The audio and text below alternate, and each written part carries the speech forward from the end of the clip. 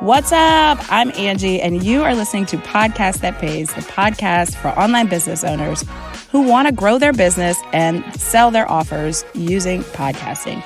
If you like no fluff, tell it like it is advice from a marketing-loving podcast agency owner, you are in the right place. So glad you're here. Let's dive in. Today, you guys, I have a very special guest for you. I'm super excited to talk all things podcast, guesting.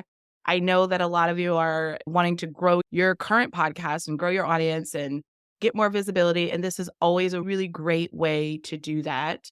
So I have Miss Natalie Koussa. I hope I'm saying your last name correctly. It's flawless. I love it. Yeah. Okay, I get it right every time I have a guest on it. It's like I never ask in advance. And then when I do it, I'm just like winging it, but I get it right. So happy to have you, Natalie, and talk all things podcast guesting and what you're doing in your business because I absolutely love it. So can you just start off by just telling us a little bit about you and your business and what you do? Yeah, sure. So I'm Natalie. Hi. The through line of my business is messaging. I'm your messaging BFF. I just love all things messaging. So I have two main offers. One is the Speakeasy, which is all about growing your business by speaking on podcasts. And of course, the key to speaking on podcasts in ways that actually work is having really stellar messaging.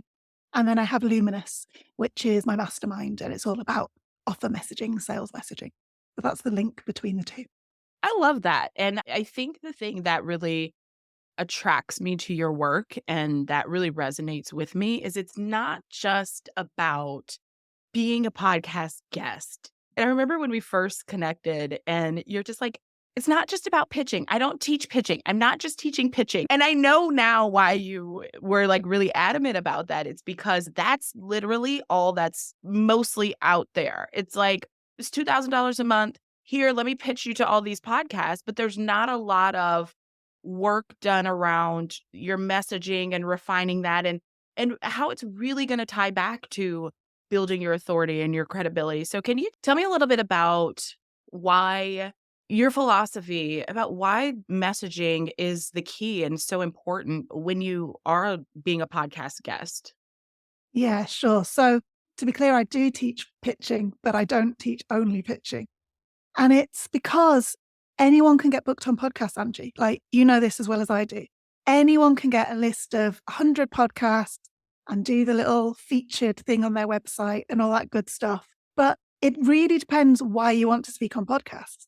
If you want to speak on podcasts because you want to grow your business, if you want to grow your podcast, if you want to call in really aligned clients, your messaging needs to be on point because your messaging is what differentiates you between all the other millions of people that are offering exactly the same thing as you.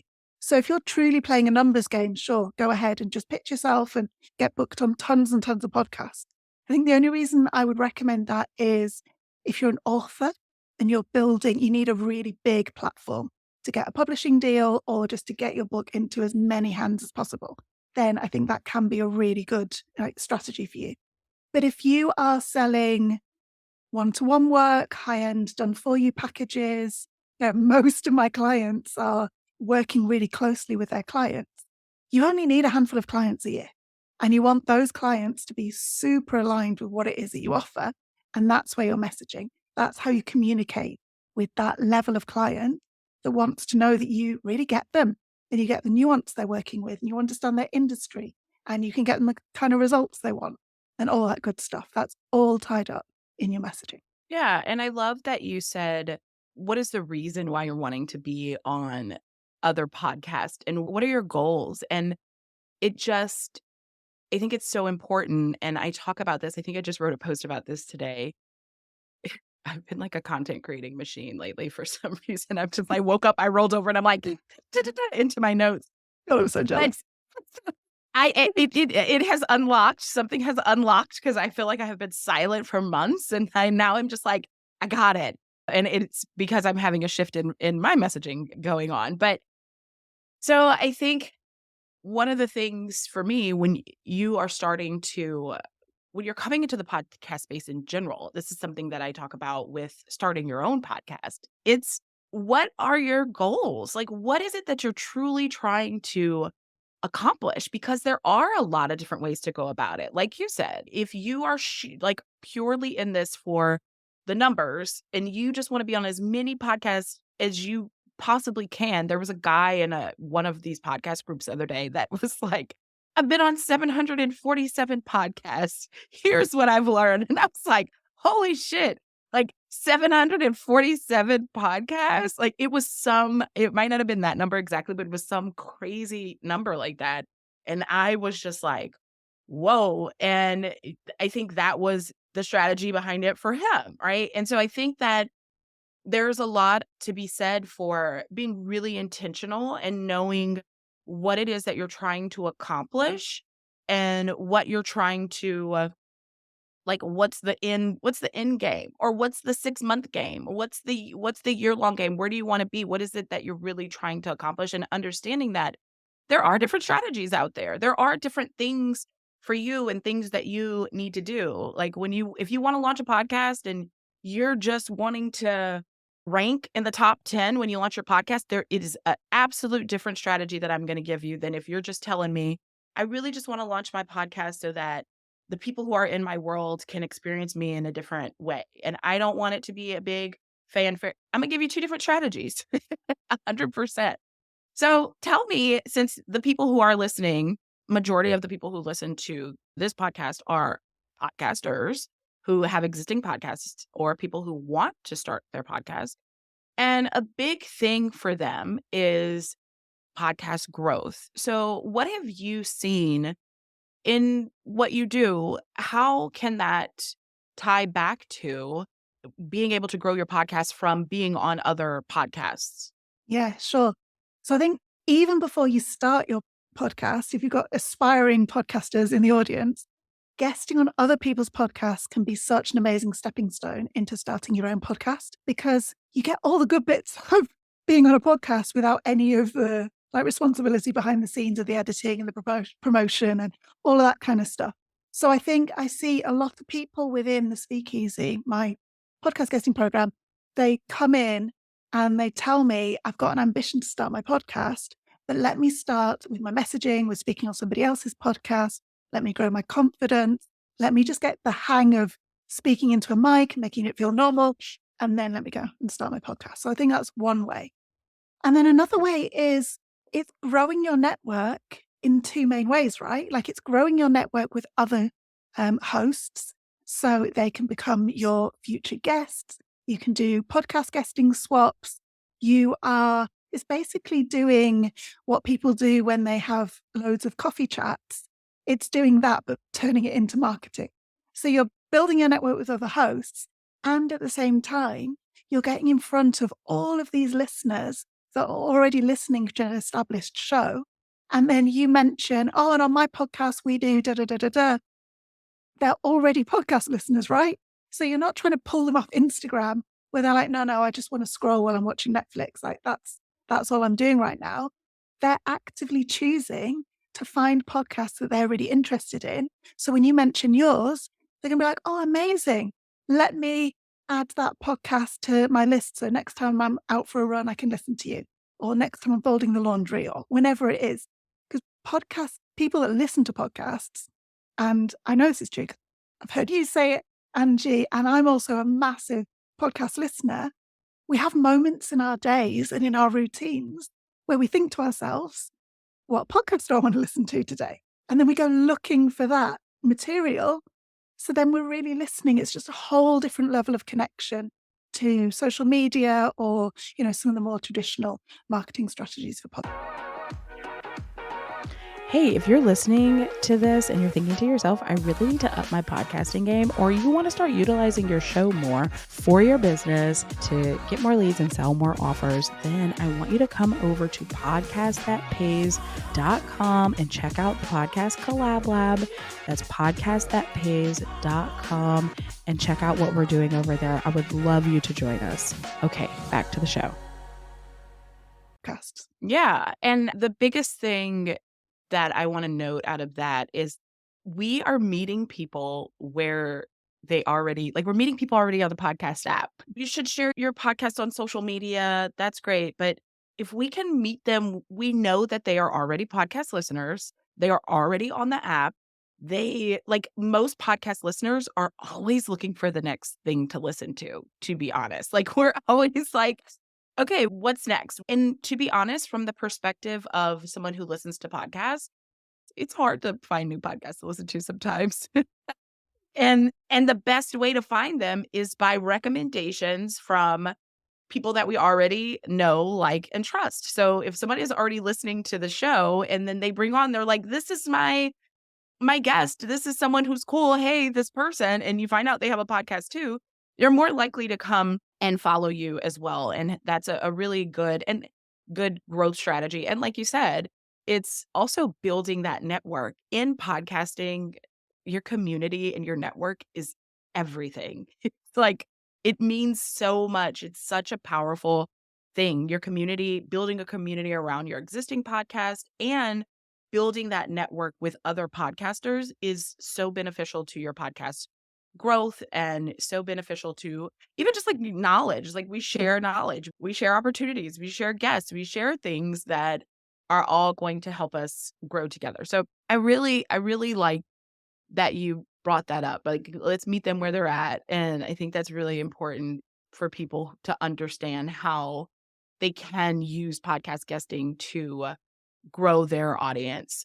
So, what would you say? There are a lot of people in my audience who want to be guests on podcasts. And I'm telling you, I have such a love hate relationship with podcast guesting from the perspective of, well, actually, it goes both ways, but from the perspective of someone who teaches podcasting and how to grow your influence and your credibility and sell your offers from your podcast. And then just having on anybody on your podcast as guests that doesn't make any sense for your podcast. Yeah. It drives me insane. Drives me insane. Like this podcast interview right now is so purposeful. It's valuable. You don't do exactly the same thing that I do, but it's such an adjacent thing to what I do. My guests are going to get a ton of value. You're gonna get value from being on here. Like it works very, very well. So it's worth doing this. It makes sense. But what I see a lot of people, even with guesting, it drives me bonkers that they're just like saying yes and just wanting to be on everyone's podcast. Okay. And like I'll see a thread and these threads drive me crazy in these groups. And they're like, I got a podcast about such and such. Who wants to be a guest? And then they're just, and I'm like, how is this how you're vetting your guests? Like, how is this? But anyway, I digress. But I also think there has to be a smart way for you to look at it when you're first starting out and you're like, okay, I want to be a podcast guest. And I am in this place, Natalie, just so you know. I'm in this place where I'm wanting to go on like podcast tour. I really want to lean into spending majority of my time, my marketing, being on guests, be a podcast guest and actually podcasting on my podcast. Like if I could just shut everything out and just do that, that's literally what I want to do.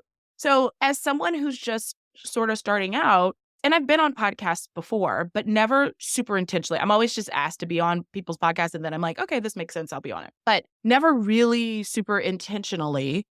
Where do you start to find these podcasts that make sense for you? Where do you start? Or is it that you do start just being in your random Facebook group and saying, hey, I talk about this, who's got a podcast, and just going out there and practicing? Is that like where you just start? Or is there more intentionality that you should do when you're starting out? So for some people, if you are the kind of person that feels like you want to do podcast guesting, but it feels really nervous, or you just like, oh, I don't know about this. Yes, I would say just accept any offers that come your way, respond to those random threads, get booked on a couple of podcasts, ideally ones that not huge numbers of people listen to, and just use them as a practice. But for someone like you, Angie, no. Like you don't need to be wasting your time doing that. No. So for somebody like you or somebody that is ready to get really intentional about, okay, which podcasts are really going to be worth my time and are going to fulfill all that criteria that Angie's just said, like bring value to the listeners, call in people that I actually want to be in my community or on my business, all that good stuff. I think the one thing to really be looking at beyond, are the listeners going to be interested in your topic and likely to become clients? Like all of that hopefully kind of goes without saying. I think the one thing to look at is how much trust is there between the listeners and the host. Because when there's really high trust between listeners and the host, what happens is that transfer of trust. So the listeners really trust the host because the host has earned their trust, right? Like over the last few months or years or however long the podcast has been running for, listeners become loyal and they learn to expect a certain level of value or funniness or entertainment or vulnerability or whatever it is, whatever the reasons are they listen to that podcast. And they know that the host is only going to bring on guests that match that level of quality. So that's the kind of podcast. And to me, that's way more important than topic or ranking or like you just said, you can game ranking. Like anyone can have a good ranking podcast pretty much. You know, you can do it off Facebook ads. It doesn't necessarily mean that the quality of the conversations are there. So you want to look at trust, and they're the podcasts that you want to be pitching. I love that. And as you're saying that, I'm like, I think my people trust me. They do. I'm one of your people, Angie. I trust you. We do. Like, we do. Trust me because, and I love that. I think that's a deeper conversation to even have with people who are podcasters and have their own show. It's like, how do you create that trust and that level of and get these loyal people? Because then I think I read a statistic once, and podcast stats are wild. So you have to take them with a grain of salt always because they are wild. They vary wildly. It's very hard to really nail down like really good statistics. But I read one once, like some of them when they're really good, I'm like, and I want to believe them. I just stick with them. I'm like, okay, yes, I just go with it. It was that 63% of listeners buy the suggestions of their podcast hosts. And that is such a high percentage of people that will purchase from you. They'll purchase your thing or they will purchase the thing from someone else that you're suggesting. And it goes back to trust. And it goes back to also the level of connectivity that you have on this platform. It's something that just builds this intimate relationship with people. And so I love that. But I want to say, this also ties into why you shouldn't just have any kind of guest onto your show and stop having just random people onto your show, because that diminishes the value and the trust that people have in you to deliver the content that they are most needing, right? So that's number one. Stop having just random stuff on your show. But the other thing I want to know is, how can we tell that someone has built this trust with their audience? So how can I tell that when I'm looking at this podcast that they have this trust that's built? Yeah, so that's trickier, but there are a few kind of indicators that you can look at to show you. So a few of them are things like when you open up your podcast app and you're scrolling that podcast, what does even the quality of the episode titles look like? You know, are they just all over the place? And all right, one week we want to talk about this thing, next week we're talking about something completely random. Like, not to be down on those podcasts at all. There is totally a market for them, but they're probably not the ones that you're wanting to pitch if what you're wanting to do is grow your business by speaking on those podcasts. If you just want to go and have an amazing conversation, or if what you're sharing is more kind of personal experience and telling your story, sure, like those might be brilliant for you. But when you're wanting to grow your business or grow your own podcast by speaking on other people's podcasts, I'd be looking for a really clear, like golden thread kind of through line of those episodes. So you can just like, Angie, your podcast is a brilliant example of this, right? It's called Podcast That Pays. That is so obvious what it is, hopefully, that you're talking about. And then even if you don't listen to a single one of your episodes, if you just scroll through, every single episode is so clearly thought about.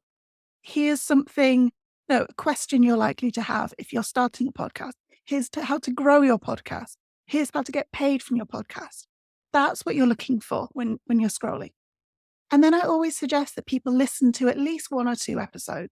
And if you don't want to listen to the entire episode, just listen at least to the beginning and the end of the episodes and just get a sense of things like, what's the rapport like between the host and the guest. You know, they don't have to be best friends. They don't have to know each other really well. But you don't want it to sound really awkward, because then it kind of suggests that maybe the host has got this really chaotic process behind the scenes. Maybe the guest has no idea what what's going on or what they're going to be asked. That's not what you want for your experience. So have a bit of a listen. And then another way that you can really see the likelihood of trust between the listeners and the host is have a bit of a research of the host. Like, have a look at on social media. Does there seem to be a community around their business, or are they just broadcasting? Do they have some kind of group or presence that you can check out?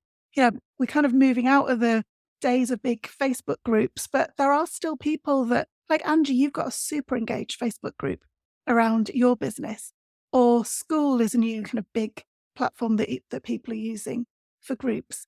That kind of research, and it doesn't need to take forever. Like, you could do all this research that I've just said in what, like 15 minutes, just really to get a sense of who the host is and what kind of business they've got and how much their audience trusts them. But if it's like tick, tick, tick, go for it. Yeah. This is like podcasting 101, people. This is what people are looking for when they're coming to your podcast to determine whether they want to come on your show. And I love that you said, when we're looking through this person's podcast, just glancing and seeing what their episodes are, if it's like a consistent topic, is it organized, is it together? And the thing that I wrote down from that is consistency builds trust. It does. It does. Well, I'd love it to not be true, but it's true. It does. It builds trust. So if you want to build trust with your audience, you want to attract people that want to be guests in your podcast, like, consistency builds trust. Consistency in your messaging goes back to what you are talking about in messaging, and will even spill into selling your offers and things like that. Consistency builds trust on and off podcast. So I really love that point, that consistency builds trust. And the other thing is, y'all, please go and listen to these podcasts that you're trying to be guests on. I know that this happens so much because I see it happening, where it's like no clue of what they're walking into, of what the podcast is. Like, none of those things that you've said, like, people are not doing any of this recon or any of this research. Like, they are just hopping on these podcasts. And I mean, I'm going to be honest, like, when we were talking, I was like, I can't go on a podcast if I ain't got a podcast mic, because I'm a podcast person. So my brand, I can't go hop on with somebody who's out here that sounds like they're in the bathroom recording a podcast. Like, I can't do that for my brand. Like, I'm not going to do that. So I think that it just depends, again, back to your goals and those kind of things, but like what you're wanting to accomplish. But you do need to listen. And something I think when you were saying that too is how the host talks to their people. I think you can tell in there what kind of rapport they have. Like, I talk to my people like I know them, and I do, and they know me. And we're like, we BFFs. Like, but you can tell if there's that disconnect. So I think that's really important, and just something for you to look out for, and you guys listen, for you to be able to listen to determine that trust factor. So that consistency, is there that rapport there? And the other piece was the community that they have. Like, building that community around your podcast is important. And being able to see that someone else has that community is, I think, a great indicator. So I love that you said all that. And I just wanted to kind of recap that for people. How do you, as a business person, because you said something earlier about the difference between if you're trying to be on a podcast to grow your business versus you're on there to just tell your story and it's more personal. My question is, and I feel like this is something that you help people do and probably help do within the Speakeasy, which we'll talk about your program in a little bit. But if I am, because I think that story is so compelling, and being able to tell your story, even as a business owner, if I'm wanting to be on podcasts and I'm wanting to show up and be this compelling guest for this person, shouldn't I be pulling together a story that's kind of a combination of personal, business? How do I begin to craft this? If I'm going to pitch to you and say, I'm coming on your podcast, but like, what's my angle? Don't you need to have sort of an angle. So I'm this podcaster. Part of mine could be, I don't know, we could just use me for an example, Natalie. Like, I started off, the reason why I do podcasting is because I started a podcast as a life coach. And that was the first thing I did in my business. That was the first marketing thing I did in my business, which is like so backwards from what everybody teaches. And I got my first client from my podcast. I started getting DMs like crazy of people who listened to my podcast and they were so impacted and they were like, "Oh my God, I made this insert big life choice because I listened to you. You've changed my life in this way." And I was just getting chills because I felt so much pride in that. And so I was making an impact.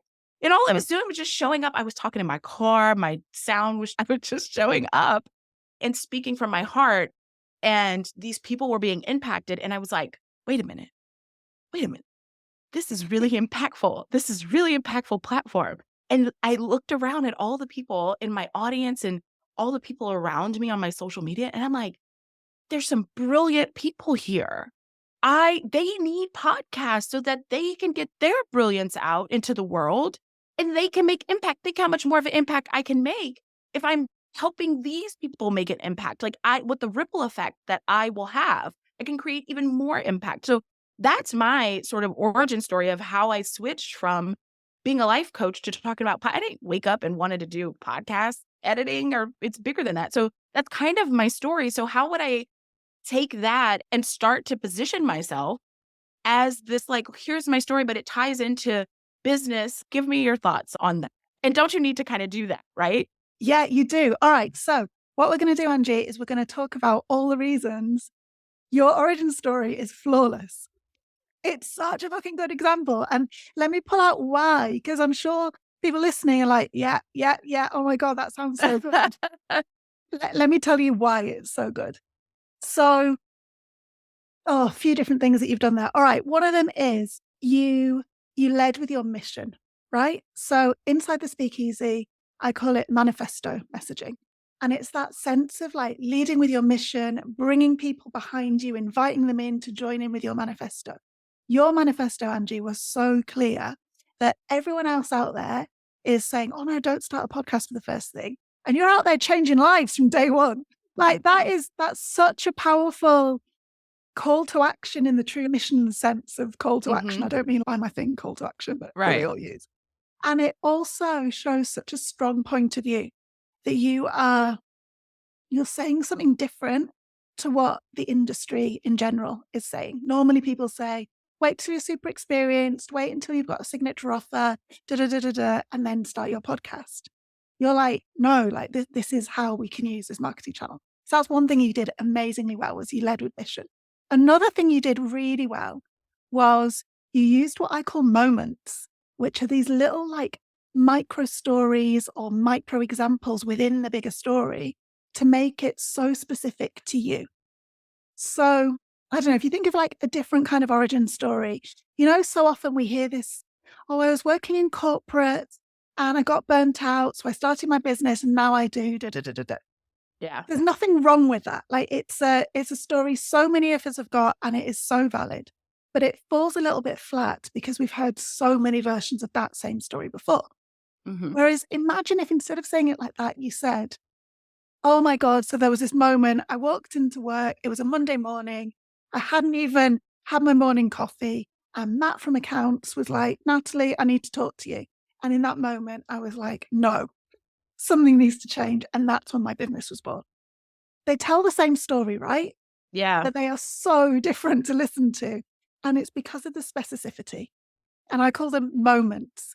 And Angie, you Mm-hmm. had moments where you talked about getting DMs from your women, and even the way Mm-hmm. you said, and they told me they were insert big life choice here. Yeah. Like it's funny, it's relatable, Yeah. you're just a brilliant storyteller. And they're two of the Ah. things that you did to make that a really, not just an enjoyable story to listen to, but a story that builds your credibility, that shares something about your point of view, and that really invites trust from the Mm-hmm. listener. They're the kind of origin stories that we want. Mm. I love that. And thank you for that. And I could add on to that. The moment when it's super dramatic. There was a moment when you said that, I was like, oh, when I was working in corporate, when I was working in New York City, and I had this life that was quote unquote successful, and I was making over six figures, and everybody was so proud of me. And I was just not into it. And one day I was riding the train to my job, and I quit my job on the subway platform in New York City in Times Square. Okay. How about that for a moment? That's one hell of a moment, mic drop. That's one hell I, of a moment. Yeah. and then I called my sister in law and was like, hey, I just quit my job. I have no plan. Meet me at Grand Central Station and let's have drinks. Like, I need lots Love of it. drinks.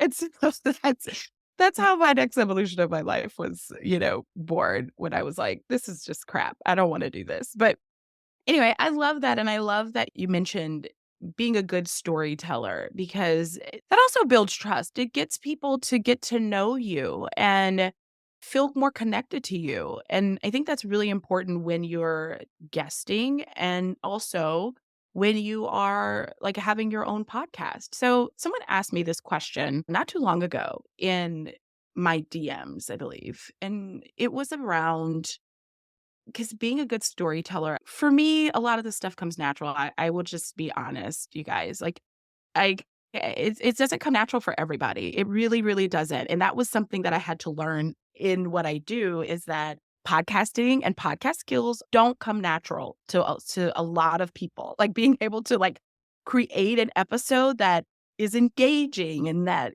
has a point and that serves a purpose and that lands the plane. Like that's my new like thing. Land the damn plane, people. What is the damn point? And interviewing people is a skill and you hone it and you have to get better at it. So someone asked me about it, and just back up really quick, I'm very open and can be very open, and I just don't care about people's opinions in a way that will throw me off track from being able to say what I want to say. So I do care. There's a little care. I'm not gonna say I don't care at all, but it doesn't not enough to hinder me from being my authentic, who I am, raw self. And there are people who really do struggle with that part, with the being really authentic and real and being able to share their story. And I had someone ask me, how do you share something really personal? How do you share this personal thing? How do you get over this hump when maybe it could bring harm to others or maybe there's others who are part of your story that you don't necessarily want to talk about?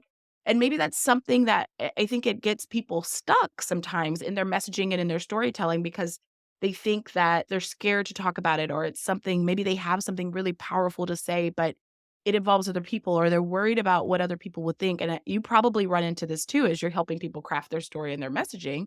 So, what would you say to someone who's really struggling with this idea of how authentic, how much story, how do I create this compelling story, maybe without stepping on toes, or should I just not worry about it? Should I say, fuck it? What would you say to someone who's in this place of, I want to be authentic. I want to be a better storyteller, but I feel like I don't know how much to tell, what to include, like that sort of thing, or it's kind of in that place of being a little bit scared or apprehensive. Yeah. So we coach on this all the time in the Yeah. speakeasy. And the biggest thing that I would say is have a sense of what you want to share and what you don't want to share before you hit record. So if you're like Angie and you're like, fuck it, I'll just share what comes up in the moment and I'm not going to have a massive vulnerability hangover, I'm all good, then do that. Don't over prepare and kind of make it sound a bit more forced than it needs to. But if you're somebody like Angie's just been describing that either is worried about not sharing enough or sharing too much, your secret weapon is preparing before the interviews. Don't use the interview where you're recording and where all of the brilliant things about podcast guesting, like it's evergreen and you only record once and people can find you forever. Don't use those things against yourself. Don't share something that is now on the internet. And you're like, I really wish I hadn't said that. I Yeah. mean, if that really happens, you can ask the host to edit it out.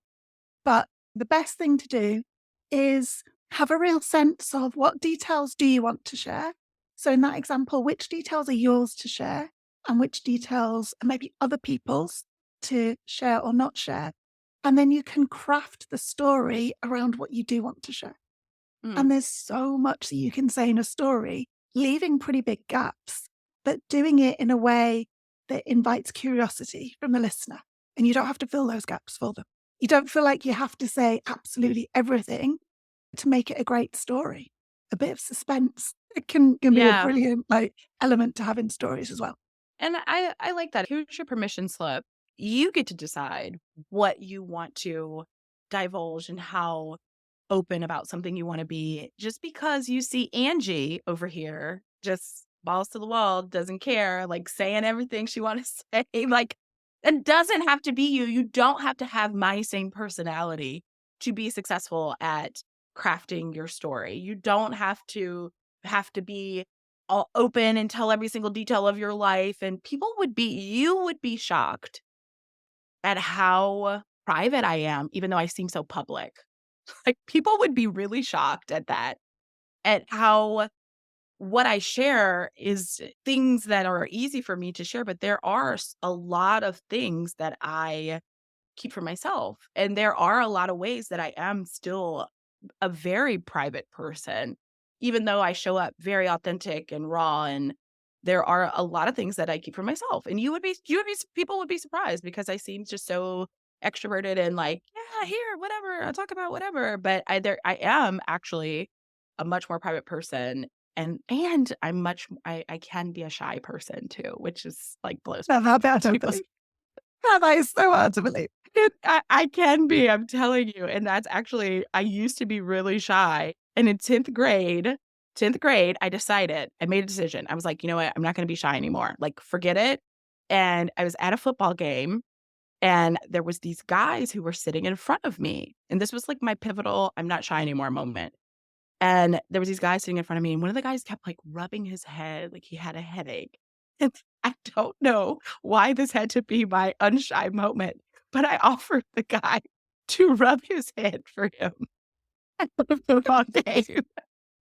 And, like, a random stranger now, granted, he was a very cute guy, okay? There was a little more motivation in there just than a random guy. He's a cute guy, and he was like his head was hurting, and I was like, "Hey, is your head hurting? You want me to rub it for you?" And I don't know why that was my moment, but, like, that was my moment, and then after that, it was over. I was like, "I gotta get over this hump. No more shy Angie." And so from then on, I've been like I went really in the opposite direction, but there are still little I love moments that. where I can be shy, and so it's interesting, but we've mentioned a couple times here about the speakeasy, and I really want to talk about your program, and not just because it's, like, about to open cart, because obviously this will be evergreen, and this will be here, but I just really what you teach and how you teach podcast guesting is it just feels like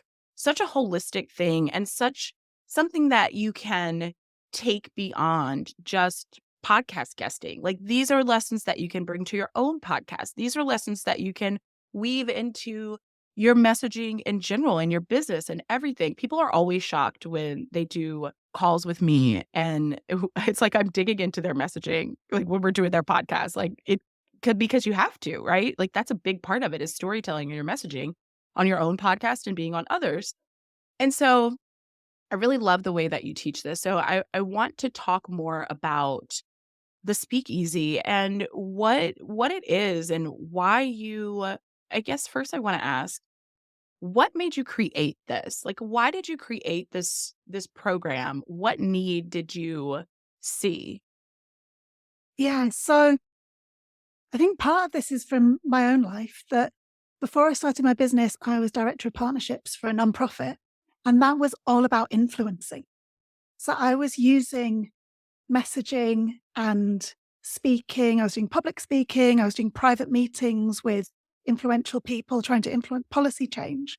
And I just love those skills. I can see so many times in my own life and other people's lives where having the ability to advocate for yourself and influence somebody and speak up for yourself and be articulate and encourage people to listen to you and take notice of what you're saying, they're just really fucking good life skills to have. Like in business, they're essential. But even I've got personal stories that I could tell around where having those skills have changed my life. And I used to be a social worker. I've seen those skills change women's life when they leave a violent partner, or kids' life when, when they can advocate for themselves around what they want in terms of their care, all that kind of stuff. So that's the kind of background that I brought to it. And then when I started my business, I was doing visibility coaching, and I'm laughing because I didn't really know what I meant by that. So no one else did. So like, you can see how that went, right? But what I meant was like partnerships development and messaging, that kind of stuff.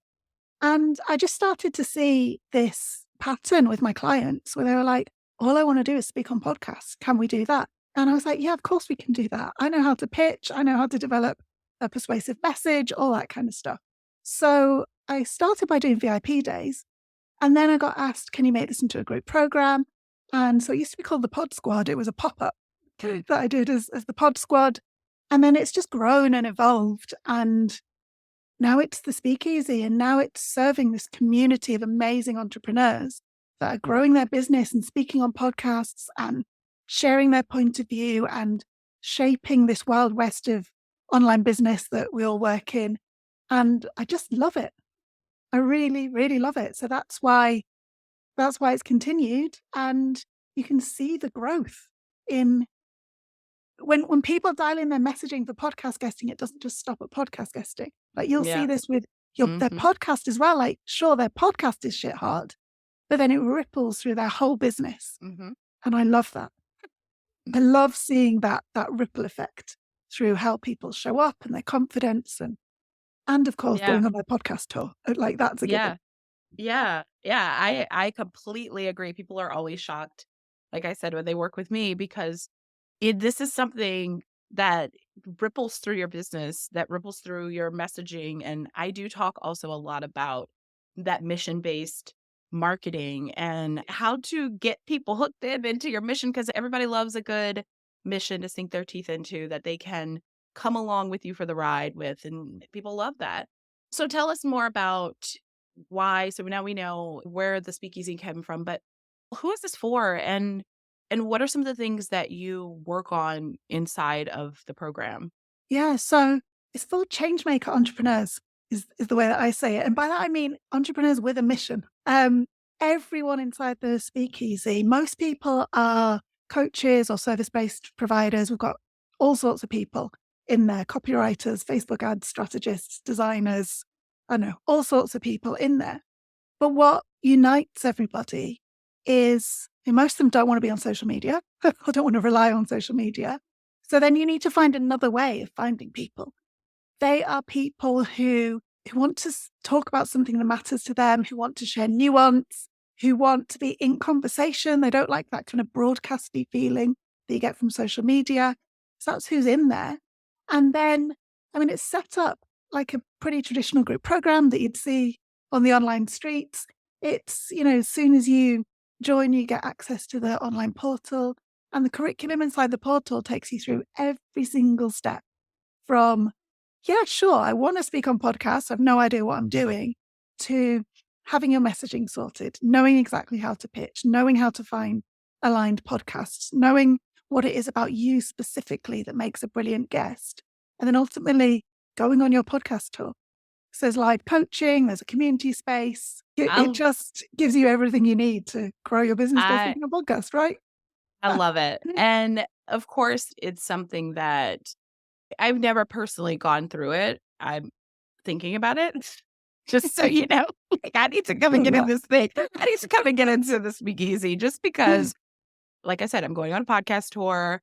Even just this chat, Natalie, I've gotten notes and just like note to all of you podcast hosts out here who are doing interviews. Write notes as you're interviewing and refer back to your notes. It's going to help you create a better episode so that you can say, oh, you just said XYZ. Let's talk deeper on that. A lot of people don't do that. So just give it I always have a ton of notes, but in this, even just talking to you, I've been able to, in my mind, figure out I think I know what I'm going to pitch to people already. Oh, I love that. I love I'm like, I think I know what my hook is. I think I know what my signature talk is and how to begin to refine that, to pitch that to people.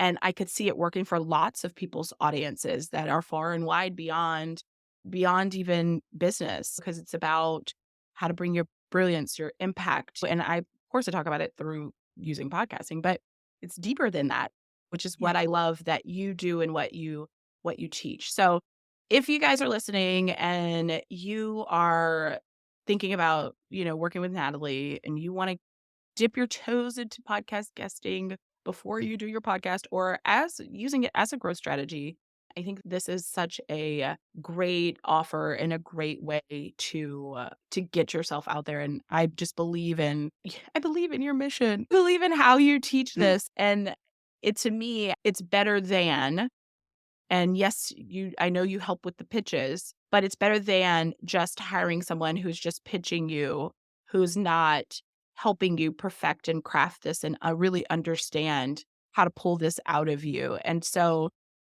I think that it's such a benefit for all areas of your business.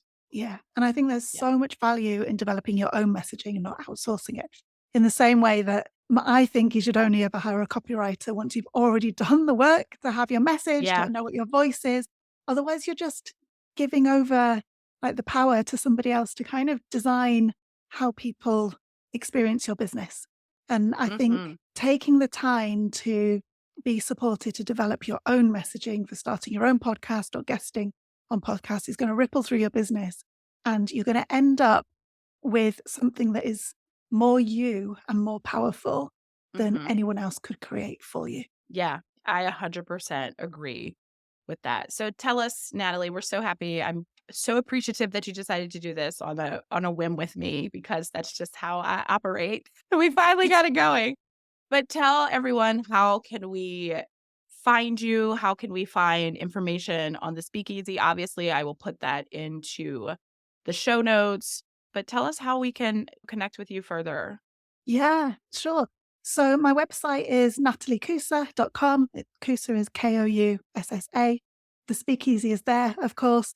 But if you are joining, so if it's open when you listen to this episode, or if it's closed, you can just join the wait list. Use the link in the show notes, because Angie is a referral partner for the speakeasy. So I would love you to use Angie's link. But yeah, nataliekoussa.com. All the show notes is how you Yeah. find me. And I did talk about that. I think I'm gonna put I might put like a bonus for joining. So you get something from me as well if you join through my link. So check out the link in the show notes, you guys. And thank you so much, Natalie, for being here. I loved catching up with you and Thanks for having me. sharing your brilliance with the audience. I appreciate it so much. Thanks, Angie. Hey, if you enjoyed the show, head over to podcastthatpays.com to get started on your way to creating a podcast that pays. And don't forget to follow this show and take a screenshot that you were listening and tag me on Instagram at Angie M. Jordan. I'd love to meet you and show you some love over there. Thank you so much for being here. I love you. Let's get this money.